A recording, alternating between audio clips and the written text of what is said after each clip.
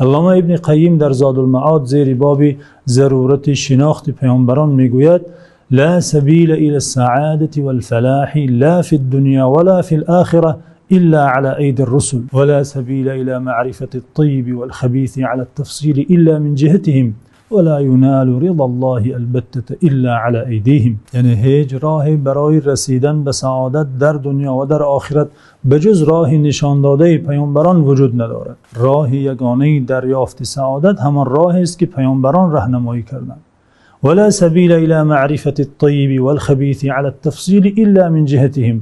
و هیچ امکان برای شناخت پاک و زشت به طور مفصل وجود ندارد مگر از درس هایی که از طرف پیامبران است. و هیچ کسی به رضای خداوند رسیده نمیتواند مگر در آن صورت که هدایت پیامبران را پذیرد. و به متابعتهم یتمیز اهل الهدى من اهل الضلال. و معیار هدایت و ضلالت پیروی نمودن پیامبران است. یعنی هر کی پیروی آنان باشد اهل هدایت و هر کی هدایت آنان را رد کند نپذیرد از آنها بیگانه باشد اهل ضلالت است.